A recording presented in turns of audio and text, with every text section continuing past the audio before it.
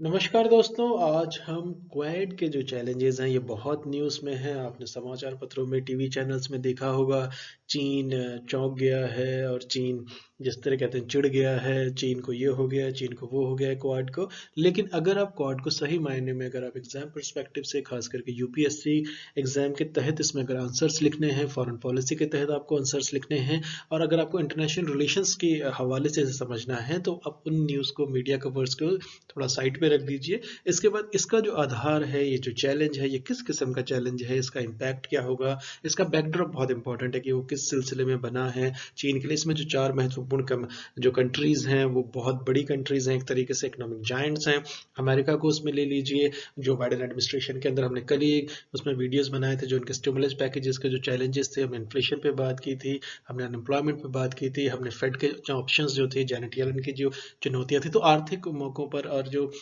उसमें जो कहते हैं आर्थिक फ्रंट्स पर जो चुनौतियां हैं अमेरिका की बहुत सारी हैं। जिस तरीके से ट्रेड वॉर चाइना से था, तो अमेरिका जो है भले ही वो सुपर पावर है, लेकिन वहाँ पर जो है उसका ट्रेड डेफिसिट बहुत बड़ा है। वहाँ पर जो समस्याएं हैं वो बहुत ज़्यादा बढ़ रही है कोविड के अंदर, जो उनके तो डोमेस्टिकली देखा जाए। तो अगर हम इसको फॉरेन रिलेशन से, इंटरनेशनल रिलेशन के हवाले से करें, तो पल्मर पार्किंस के हिसाब से अगर इसको देखा जाता रहा है, लेकिन अब हम एक नए उसमें आ गए हैं एरा के अंदर। तो हम जो हैं जैसे ऑस्ट्रेलिया की अगर हम बात करें, तो ये बहुत एम्बिशियस हैं। वो अपने को असर्ट करते रहते हैं जब भी उनको मौका मिलता है, खास करके साउथ चाइना सी रीजन के अंदर। जो ऑस्ट्रेलिया जो है किस तरीके से इंडोनेशिया की तरफ भी उसके जो एम्बिशंस हैं वो एक ग्लोबल राइज और मिलिट्री पावर की तरफ हैं। ये हाल ही में हुआ है, इसके ज़्यादा बहुत पुरानी बात हम नहीं कह सकते। लेकिन जापान जो है हमेशा से एक पीसफुल कंट्री रहा है। वर्ल्ड वॉर 2 के बाद जिस तरीके से रीस्ट्रक्चर किया, तो उनकी जो पॉलिसीज थी, लेकिन जो आबे के तौर पर जो मोदी जी के साथ उनके पर्सनल रिलेशंस थे, तो एक जापान जो है, जापान की इकोनॉमिक प्रॉब्लम से बहुत सारी 1980 से कहा जाता है कि वो एक ऐसे स्टैग्फ्लेशन में है, एक ऐसे बिजनेस साइकिल्स में है, और वहाँ पे इंटरेस्ट रेट नेगेटिव में है। तो इनको इस मद्देनजर हमें देखना पड़ेगा कि जो आर्थिक फ्रंट है, इसके साथ साथ हमारा जो पॉलिटिकल फ्रंट है, उसमें जो अब जो योशिहिदे सुगा आए हैं, जो अभी के जो मौजूदा प्राइम मिनिस्टर्स हैं, ये किस तरीके से इनका जो ले जाना है जापान को, विजन इसमें जो देना है। और मैं आपको यहाँ पे बताता चलूँ कि चाइना और जापान के जो ट्रेड रिलेशंस हैं बहुत ज़्यादा अच्छे हैं। उनके अंदर बीच में टेंशन्स हैं, कुछ आइलैंड्स को लेके, जैसे नॉर्थ चाइना सी के अंदर उनमें टेंशन लगी रहती है। तो उसके अंदर फिर ये जैसे नैनकिंग जो रेप्स हुए थे 1938 की अगर हम बात करें वर्ल्ड वॉर, तो वो जो स्कार्स हैं वो अभी तक हैं। तो बेसिकली, लेकिन इस सब के बावजूद जो है, जो उनके यहाँ जो इसको कहा जाता है कि जो ट्रेड रिलेशंस हैं, वो चाइना और जापान के बहुत ज़्यादा अच्छे रिलेशंस हैं। बहुत मैसिव लेवल पे वो ट्रेड करते हैं, तो हम इस बात को भी नज़रअंदाज नहीं कर सकते। तो अब ये सवाल उठता है कि जो जो बाइडेन है, जो अमेरिका के राष्ट्रपति हैं, वो पहली बार इसको एक तरीके से फॉर्मली इन्होंने इसमें शिरकत की है। इसके बाद जो स्कॉट मॉरिसन हैं, ये ऑस्ट्रेलिया के जो प्रीमियर हैं, प्राइम मिनिस्टर हैं, और योशिहिदे सुगा, और इसके साथ हमारे प्रधानमंत्री नरेंद्र मोदी जी हैं। इसके साथ जो एक तरीके से क्वाड को ये ऐसे लिया जा रहा है कि एक तरीके का टर्निंग पॉइंट साबित होगा आने वाले वक्त में, और इसको ये देखा जा रहा है कि बहुत महत्वपूर्ण अलायंस बनेगा चाइना को कटील करने के लिए। तो ये इसका एक बैकड्रॉप है, इसके मद्देनजर हमें इसको एक बैलेंस भी देना होगा। तो अगर हम इसका थोड़ा सा बैकड्रॉप देख लें, तो अगर हम दिसंबर की बात करें, दिसंबर 2004 में जो कॉन्टिनेंटल शेल्फ था, जो कोस्ट ऑफ इंडोनेशिया की तरफ से जो महाद्वीप का शेल्फ का था, तो वो करीब करीब 2 मीटर की दूरी पर जो है वो शिफ्ट हो गया था, यानी कि स्थानांतरित हो गया था थोड़ा सा। तो जिससे कि आधुनिक जो मॉडर्न इतिहास में इसको एक बहुत बड़े एक तरीके से टाइडल वेव्स की तरह इसको देखा जा रहा था, अनप्रेसिडेंटेड। जो इसके बाद ह्यूमैनिटेरियन क्राइसिस आ गया था, एक मानव जिसमें काफी लोग, जिसको मानवीय संकट पैदा हो गया था, अभूतपूर्व था वो संकट, इसमें कोई दो राय नहीं। लाखों लोग विस्थापित हुए थे, और सैकड़ों हजारों जिसमें मारे जाने के बाद जो है, जो ये प्रशांत भारत प्रशांत क्षेत्र है, इसमें मदद करने के लिए एक स्पष्ट आह्वान आह्वान किया गया था। तो उसके साथ अगर हम देखें, तो ये जो चार कंट्रीज का जो साथ में आना था, उसके बाद जो एक साथ जो ये चार कंट्रीज आई हैं, इसका जवाब दिया, जिसमें ऑस्ट्रेलिया, इसमें इंडिया है, भारत है, जापान और संयुक्त राज्य अमेरिका है, यूनाइटेड स्टेट्स ऑफ अमेरिका। तो व्यवहारिक सहयोग जो इसमें प्रैक्टिकल तरीके से देखा गया, इसके माध्यम से परिणाम देने के लिए, तो जिस तरीके से समर्पित, इसमें एक खास बात और है कि सारी डेमोक्रेटिक कंट्रीज हैं, इसको इन्होंने बहुत प्राइड से किया है। तो ये जो समर्पित लोकतांत्रिक राष्ट्रों का जो एक समूह है, जिसको क्वाड कहा जा रहा है, तो लोगों की तरफ से जरूरत में जो तेजी और मानवीय सहायता और आपदा जिसमें कहते हैं राहत समन्वित करता है। तो ये इसमें जो है कि ना सिर्फ ये चाइना के अगेंस्ट में है, बल्कि ये जो है एक तो व्यापारिक सहयोग जो होगा उसके माध्यम से प्रणाम देने के लिए, और जो एक तरीके से लोकतांत्रिक जो वैल्यूज हैं, समर्पित लोकतांत्रिक वैल्यूज हैं, डेमोक्रेटिक प्रिंसिपल्स हैं, वैल्यूज हैं, उसमें इसके लिए और मानवता की जो सहायता के लिए, और इसके बाद खास तौर से आपदा राहत में जो है इनको समन्वित करता है। तो इसका जो क्वाड का जो एरिया है वो इस तरीके से व्यापक हो जाता है। ना सिर्फ ये चाइना कोर सेंट्रिक है, उसको कहा भी नहीं जा सकता, नहीं तो एक तरीके की वो डिफरेंट आ जाएगा, लेकिन अनऑफिशियली चाइना भी क्वाड को जो है एक चैलेंज के तौर पे देखता है, इससे इनकार बिल्कुल नहीं किया जा सकता। अब बात ये आती है जो चार देशों का जो सहयोग है, जिसमें आपका क्वाड के रूप में जाना जाता है, तो इसमें संकट की, जब जैसे मैंने आपको बताया कि संकट की घड़ी में ये अस्तित्व में आया, पैदा हुआ था, एक तरीके से इसको कह सकते हैं। तो ये जो था 2007 की जो अगर हम बात करें, तो इसमें कूटनीतिक इसको संवाद बन गया था, और 2017 में इसको एक तरीके से इसका रिवाइवल हो गया, इसको फॉर्मली, तो एक तरीके से पुनर्जन्म भी आप कह सकते हैं कई हलकों में।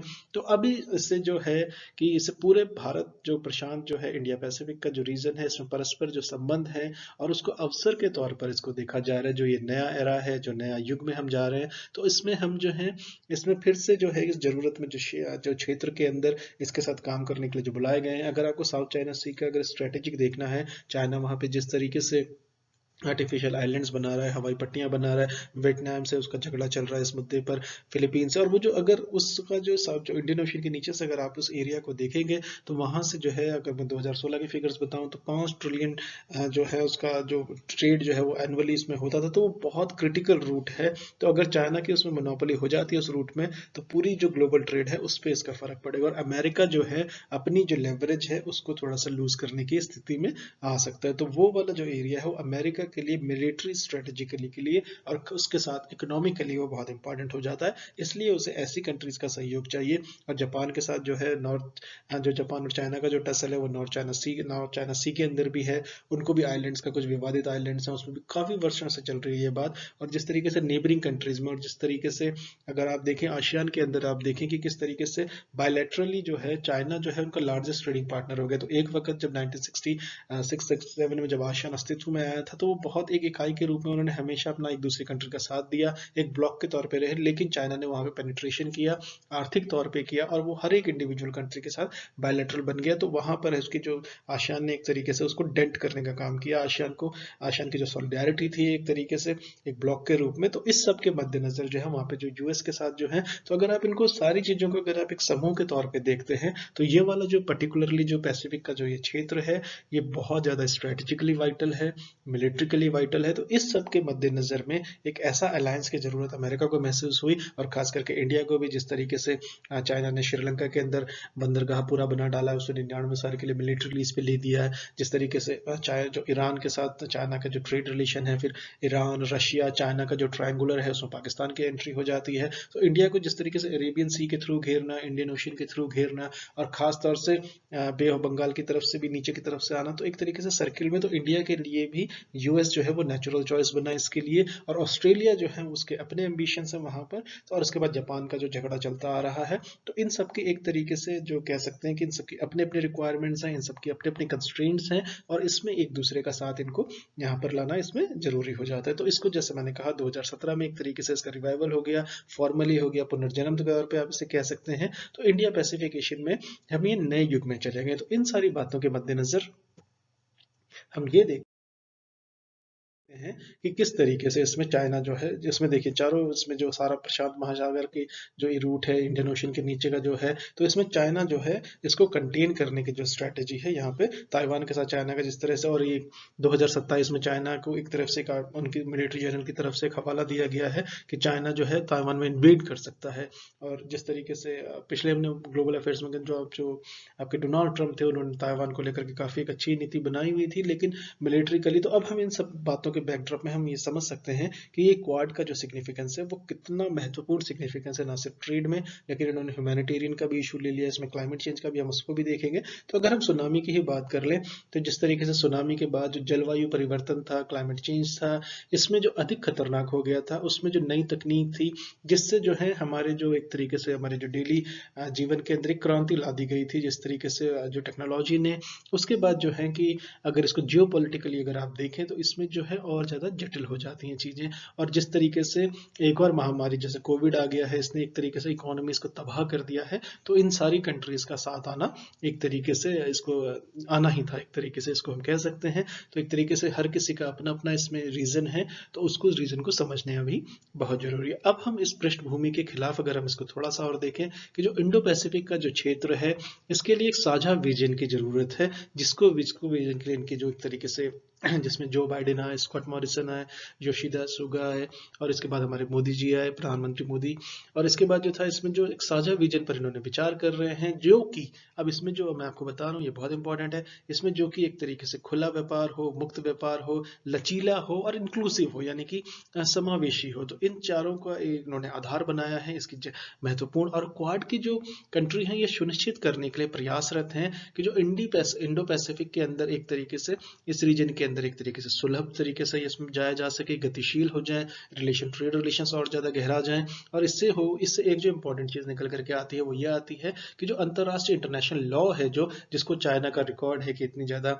उसको वैल्यू नहीं दी जाती है। अगर चाइना की जो वो देखें कि हमारे यहाँ पे जो सेलर्स थे उनके हमारे वेसल्स मिले, तो इंटरनेशनल हेग की वो नहीं मानता है। रशिया ने इसको नहीं माना था पहले, तो उसी के उन्होंने पैरेलल ड्रॉ कर लिया था। इस पर फिर कभी जाएंगे साउथ चाइना सी के अंदर। लेकिन अगर आप इसमें कैप्लान को पढ़ेंगे तो इसमें आपको समझ में आएगा, रॉबर्ट कैप्लान ने बहुत काम किया है इस क्षेत्र के ऊपर। तो अगर आप उन सबको देखेंगे तो आपको काफ़ी अंदाज़ा होगा कि चाइना जो है इंटरनेशनल लॉ को किस तरीके से देखता है, उसको अपनी सहूलियतों के हिसाब से उसके साथ काम करता है। तो जो अंतर्राष्ट्रीय कानून है इसको भी इन्होंने आधार बनाया है क्वाड कंट्रीज़ ने। इसमें क्या है कि हम उसके हिसाब से चलेंगे, और जिस तरीके से जो अपने सहूलियत के सिद्धांत हैं, जैसे कि नेविगेशन की स्वतंत्रता जो है, उसमें जो है कि चाइना का इसमें ज़्यादा हस्तक्षेप ना देने दिया जाए, ताकि उसमें जो थोड़ा सा एक तरीके से बॉर्डर्स को लेकर के जो सी का जो एरिया होता है, तो उसमें भी एक थोड़ा टेक्निकल आता है। हम उसको साउथ चाइना सी पे एक सेपरेट फीचर करेंगे तो हम इस पर बात करेंगे। तो नेविगेशन की एक तरीके से स्वतंत्रता की बात की गई है, और विवादों के लिए इसमें बहुत महत्वपूर्ण है ये। और विवादों के शांतिपूर्ण समाधान इसमें सुझाव दिया गया है, इसमें शामिल किया गया है इसको कि इनका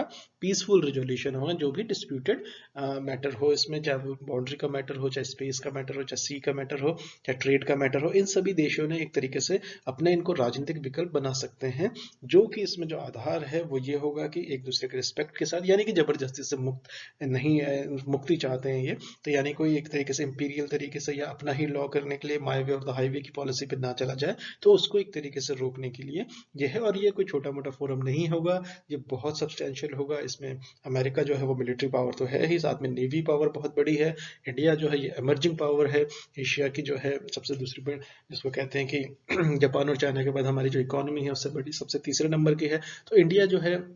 और जिस तरीके से इंडिया का जो स्ट्रेटेजिक है, तो अमेरिका को इंडिया की मदद चाहिए ही होगी अगर उसको चाइना पे एक तरीके से विजन अपना उसको बनाए रखनी है, अपना सब मतलब वर्चस्व बना के रखना है। तो उसके लिए जो इंडिया जो स्ट्रेटेजिकली लोकेट हुआ है, खासतौर से जिस तरीके से नीचे इंडियन ओशियन है, इस तरफ अरेबियन सी है, एक दूसरी तरफ आपका बे ऑफ बंगाल है, तो उसमें जो हमारी की नावल जो हमारी रिक्वायरमेंट्स हैं, उसमें अमेरिका के साथ हमारा जो है काफ़ी कुछ इसमें हमारा बहुत ज़्यादा रिक्वायरमेंट होगा। इसके साथ साथ अगर हम ये देखें कि जिस दृष्टि तेजी से परीक्षण किया गया है, तो उनमें जो एक तरीके से जिसमें कहते हैं कि स्टेप्स लिए गए हैं, एक तरीके से इनिशिएटिव्स लिए गए हैं, तो उन देशों को मजबूत किया है। और जो ग्लोबल चुनौतियां यानी कि जो वैश्विक चुनौतियां हैं, इसका सामना करने के लिए ये जरूरी भी है। तो एक तरीके से इसमें जो जो बात निकल करके आ रही है वो ये आ रही है कि सार्थक सहयोग जो है क्वाड कंट्रीज के लिए, क्वाड देशों के लिए सरकारों ने सालों इस पे काम किया है। और पिछले हफ्ते, यानी कि अगर आप फ्राइडे की बात कर लें, तो पिछले हफ्ते जो क्वाड इतिहास के पहली बार जो है हाईएस्ट लेवल पे, यानी कि उच्चतम स्तर पर ये आर्थिक सहयोग को आगे बढ़ाने के लिए इन देशों के नेताओं के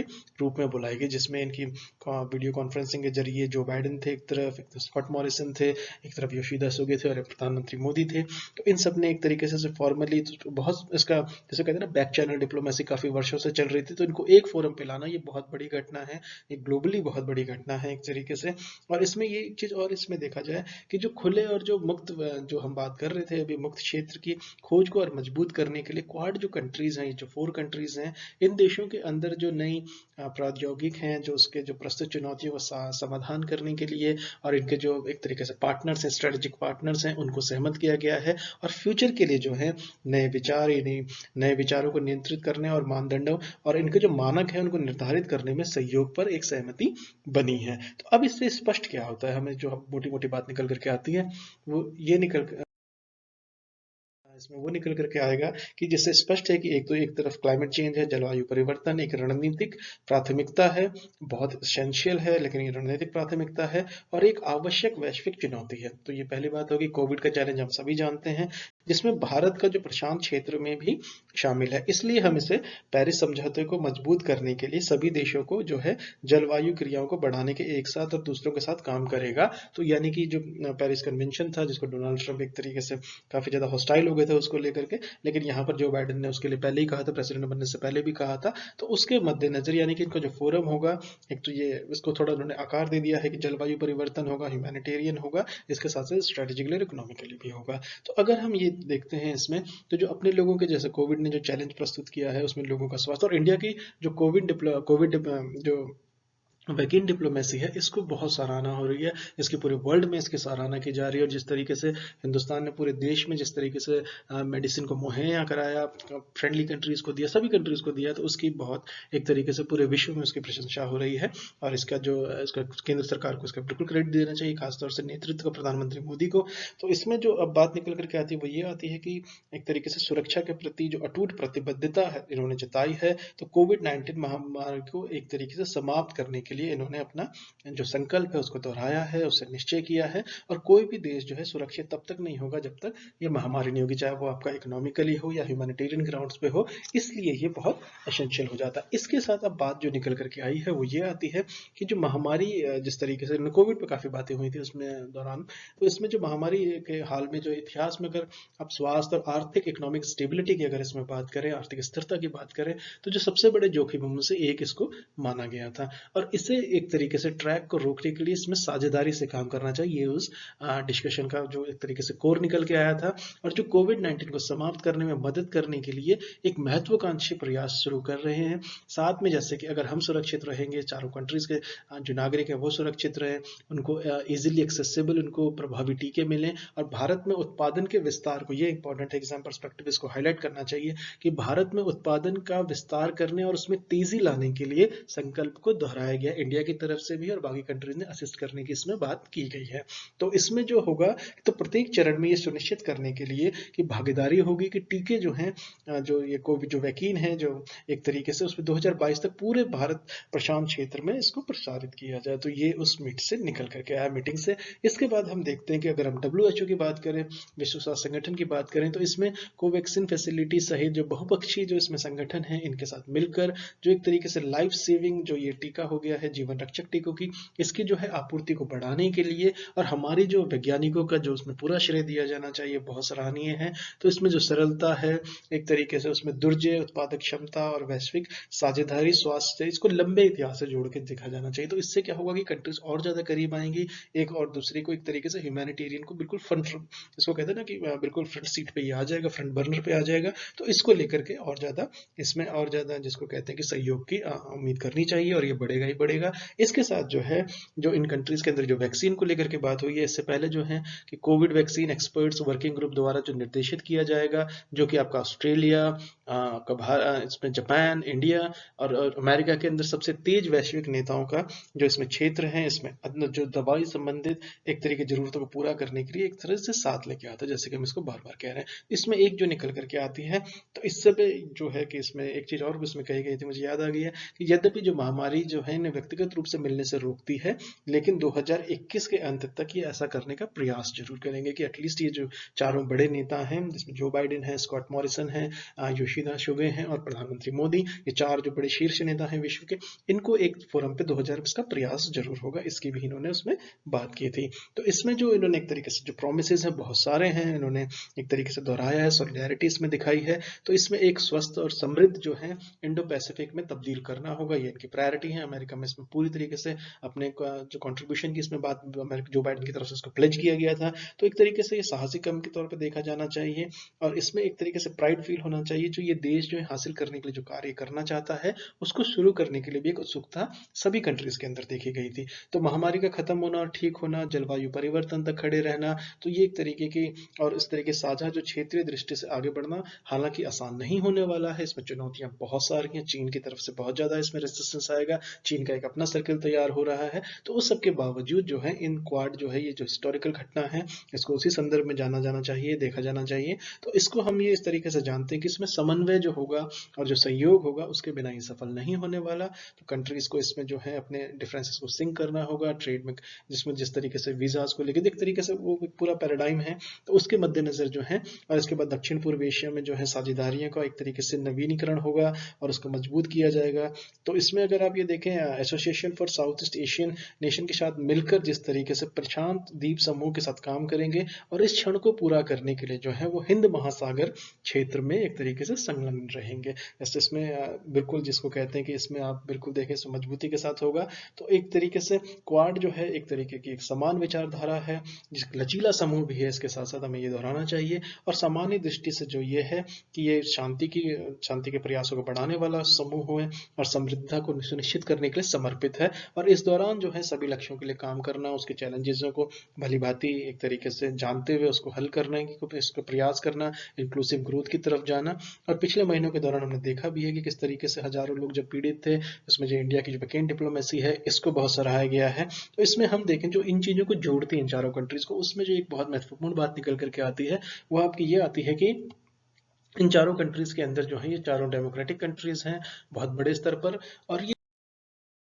लोकतांत्रिक वैल्यूज को लोकतंत्र जो है एक तरीके से नींव है, बेस है, कोर है, उसका जुड़ाव है, उसके लिए प्रतिबद्धता एक तरीके से इनको एकजुट करती है इन चारों कंट्रीज को। और ये हम जानते भी हैं कि हम जो इस देश के साथ जो वैश्विक संगठन को निपटा जिसमें एक तरीके से उसको सॉल्व करने के लिए उसके लिए प्रयासरत हैं, तो ये इस तरीके से इसमें त्रासदी से निपटने के लिए जो ताकत चाहिए वो मिलेगी, एक लचीलापन इसमें मिल रहा है और एकजुट करने के लिए बहुत कुछ किया जाना चाहिए, इसमें कोई संदेह नहीं है। लेकिन इसके साथ साथ ये कि बहुत अच्छा क्षेत्र है, खास करके इंडो पैसिफिक क्षेत्र में, जो कि एक मुक्त होगा, खुला होगा, सुरक्षित होगा, समृद्ध होगा, इसको पुनः प्राप्त किया जा सके, ये इनका रिजोल्यूशन रहा है। तो इस मद्देनजर हमें ये देखना चाहिए, ना कि सिर्फ हम कहें कि चीन चिढ़ गया, ये हो गया, वो हो गया, वो सब एक हल्की बातें यूपीएससी के स्तर से तो बहुत ही हल्की हैं, लेकिन अगर आप इसे सीरियसली स्टूडेंट या इंटरनेशनल रिलेशंस के हवाले से अगर आप इसे समझना चाहें तो इसके लिए बहुत कुछ किया जाना चाहिए। मिलिट्री पे हम इस पर जरूर बात करेंगे, किस तरीके का ईस्टर्न लद्दाख में जिस तरीके से ऑस्ट्रेलिया ने भी सैटेलाइट इमेजेस जारी की थी, अमेरिका ने इसमें बताया था, किस तरीके से जो रिपोर्ट्स आई थी, तो मिलिट्री सहयोग जो चल रहा है इसमें इजराइल भी एक इसमें शायद इसमें आने की संभावना हो जाएगी फ्यूचर में, ऐसा मतलब ऐसी संभावना तो है, लेकिन इसमें वक्त बताएगा इसमें क्या होता है। लेकिन जिसको कहते हैं कि अमेरिका जो है एक वैश्विक रोल को फिर से जो है वापस जो एक तरीके से उसमें जो है कि उसमें हिंदुस्तान का रोल बहुत बड़ा अहम होने वाला है, जापान एक मेजर पावर है, ऑस्ट्रेलिया एक इमर्जिंग मेजर पावर है, तो इन सबका जो है सहयोग बहुत अनिवार्य हो जाएगा। इस सब के मद्देनजर ही हमें क्वाड के सिग्निफिकेंस को, रेलिवेंस को, कंट्रीज के साथ आने को समझना और देखना चाहिए और इसमें उम्मीद करनी चाहिए कि इसका जो भविष्य होगा वो बेहतर होगा, यहाँ की जो मानवता के लिए बेहतर होगा, यहाँ के जो नागरिक हैं उनके लिए बेहतर होगा और सभी इसमें जो होगा, जैसे कि मैं फिर से कहता हूँ कि एक तरीके का ओपन ट्रेड की तरफ जाएगा, एक तरीके खुला, सुरक्षित और डिग्निटी ऑफ ह्यूमन वैल्यूज, सुरक्षित और समृद्ध और इंक्लूसिव ग्रोथ की तरफ हम लोग यहाँ से आगे बढ़ेंगे। चलिए, thank you so much for listening. नमस्कार दोस्तों।